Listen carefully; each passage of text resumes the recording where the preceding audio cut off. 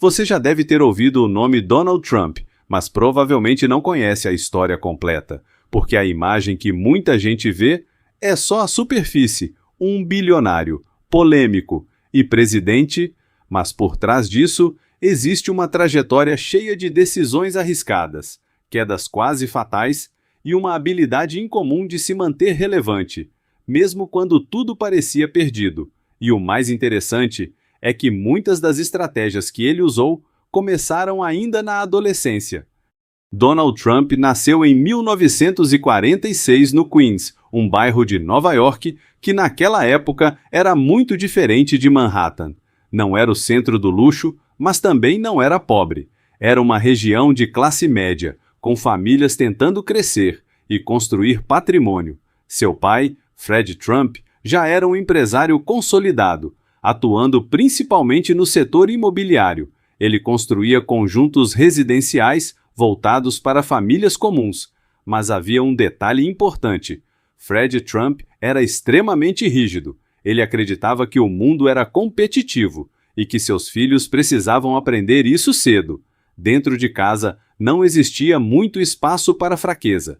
Trump cresceu sendo constantemente pressionado a se destacar e, ao mesmo tempo, ele era uma criança com muita energia, impulsiva e difícil de controlar. Professores relatavam comportamento desafiador e tendência a testar limites. Aos 13 anos, seus pais tomaram uma decisão que mudaria completamente sua trajetória.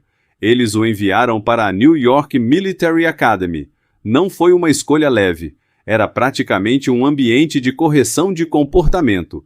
A rotina era extremamente disciplinada. Os alunos acordavam cedo, tinham horários definidos para tudo, marchavam, usavam uniformes rigorosos e qualquer erro era punido. No começo, Trump teve dificuldade em se adaptar, mas com o tempo ele percebeu algo essencial. Aquele sistema valorizava quem liderava, não apenas quem obedecia. E foi aí que ele mudou completamente de postura.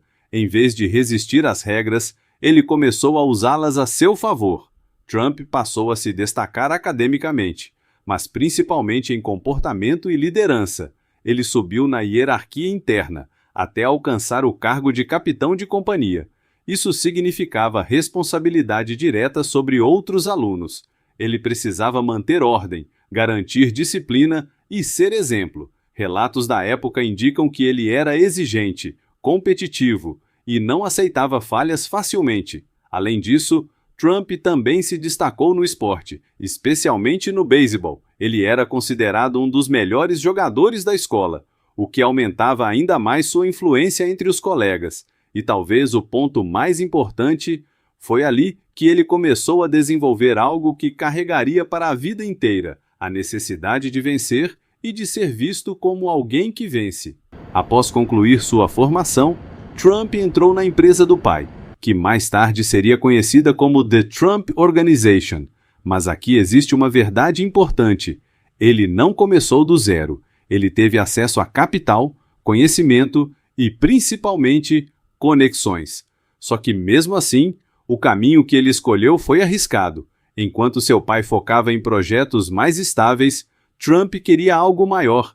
Ele decidiu entrar em Manhattan, o centro financeiro e imobiliário mais competitivo dos Estados Unidos. Isso exigia não só dinheiro, mas também influência, negociação e coragem. Um dos seus primeiros grandes desafios foi o Commodore Hotel, um prédio antigo, deteriorado e praticamente sem valor. A maioria dos investidores evitava aquele tipo de projeto, mas Trump viu uma oportunidade. Ele negociou diretamente com autoridades da cidade de Nova York, conseguiu incentivos fiscais de longo prazo e fechou parceria com a rede Hyatt.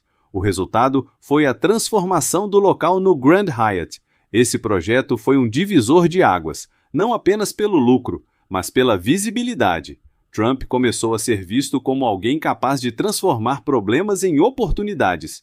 Enquanto seus negócios cresciam, Trump fazia algo que, naquela época, quase nenhum empresário fazia de forma tão intencional. Ele não cuidava apenas dos negócios, ele cuidava da percepção que as pessoas tinham dele.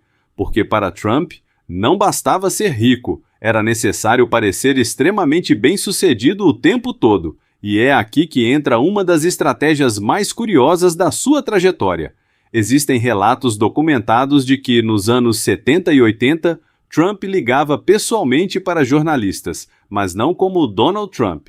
Ele fingia ser um assessor de imprensa, usando nomes como John Barron e, em alguns casos, John Miller.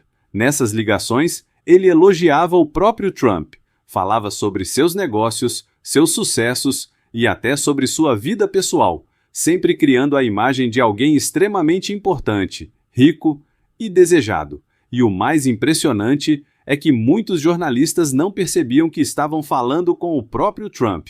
Algumas dessas ligações foram gravadas e anos depois vieram a público, confirmando essa estratégia. Pode parecer estranho, até exagerado, mas isso revela algo muito importante. Trump entendia o poder da mídia, muito antes da era das redes sociais. Ele sabia que, se conseguisse controlar a narrativa, poderia influenciar a forma como o público o enxergava. E isso tinha impacto direto nos negócios, porque investidores, parceiros e até clientes tomam decisões baseadas em confiança e percepção de sucesso.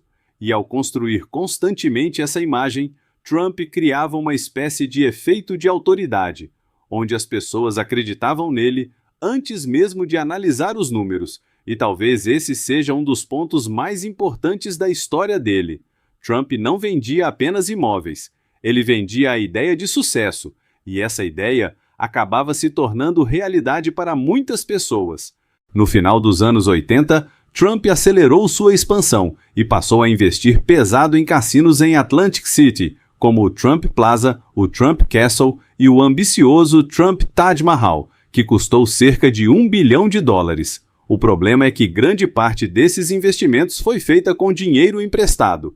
A estratégia dependia de um crescimento contínuo, mas o cenário mudou. No início dos anos 90, o mercado desacelerou, o setor imobiliário enfraqueceu e os cassinos começaram a ter dificuldades. As receitas caíram, mas as dívidas continuaram crescendo, com juros altos. Em pouco tempo, Trump passou a dever bilhões de dólares, com parte dessas dívidas ligada diretamente a ele. A situação era crítica, mas havia um fator decisivo: os bancos estavam profundamente expostos. Instituições como o Citibank e o Chase Manhattan tinham muito a perder caso ele quebrasse. Então, em vez de forçar a falência, optaram por renegociar, reestruturaram dívidas, alongaram prazos e permitiram que Trump continuasse operando. Na prática, ele não foi salvo apenas por sorte, mas porque sua queda seria ainda pior para quem havia apostado nele. Ao invés de desaparecer durante a crise, Trump fez algo estratégico. Ele manteve sua presença na mídia. Mesmo enfrentando dificuldades financeiras, continuou dando entrevistas, aparecendo em eventos e reforçando sua imagem pública como empresário de sucesso. Enquanto muitos, nessa situação, evitariam exposição, Trump fez o contrário. Ele entendeu que sair dos holofotes poderia fazer com que sua imagem perdesse valor, e no mundo dos negócios, percepção também é poder. Então ele continuou se posicionando como alguém relevante, confiante e ativo. Além disso, começou a reorganizar seus negócios, vender alguns ativos e focar naquilo que ainda tinha valor. Mas o ponto principal não foi apenas financeiro, foi estratégico.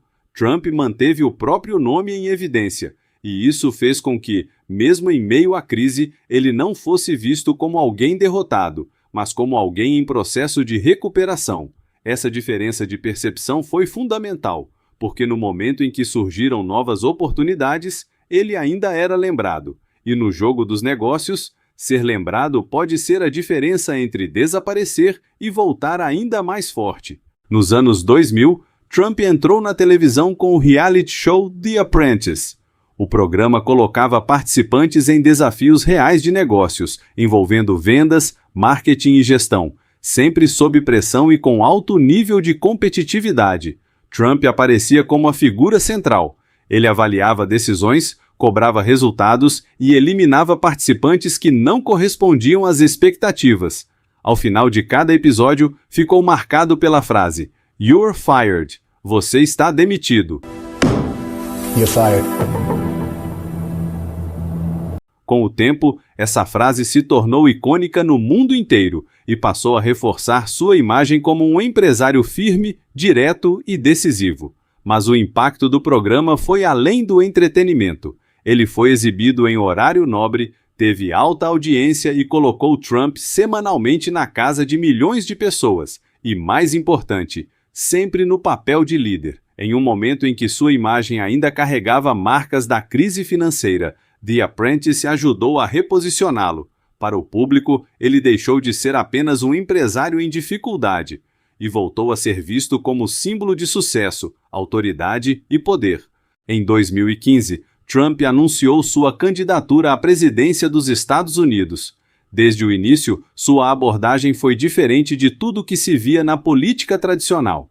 Ele não seguia o padrão de discurso controlado, falava de forma direta, polêmica e muitas vezes sem filtros, abordando temas como imigração, economia e segurança de maneira que gerava forte reação. Isso trouxe muitas críticas, mas também algo ainda mais poderoso: atenção massiva. Trump rapidamente dominou o debate público e passou a ocupar espaço constante na mídia, seja por declarações, entrevistas ou confrontos com adversários. Enquanto outros candidatos seguiam estratégias mais tradicionais, ele apostava em grandes comícios, presença forte na televisão e uso intenso das redes sociais para se comunicar diretamente com o público. E isso funcionou. Ele conseguiu mobilizar um grande número de apoiadores, muitos deles insatisfeitos com o sistema político tradicional. Em 2016, contra muitas previsões e contrariando grande parte das expectativas da mídia e dos analistas, Donald Trump venceu as eleições presidenciais dos Estados Unidos. A história de Donald Trump não é apenas sobre dinheiro, é sobre percepção, influência e estratégia. Ele perdeu, se recuperou e nunca saiu do jogo. E talvez a maior lição seja essa: no mundo atual, não vence apenas quem é melhor, vence quem consegue continuar sendo visto. Se você quer entender histórias reais e enxergar o que está por trás do sucesso, se inscreve no canal Consciência Moderna, porque aqui você começa a ver o mundo de forma diferente.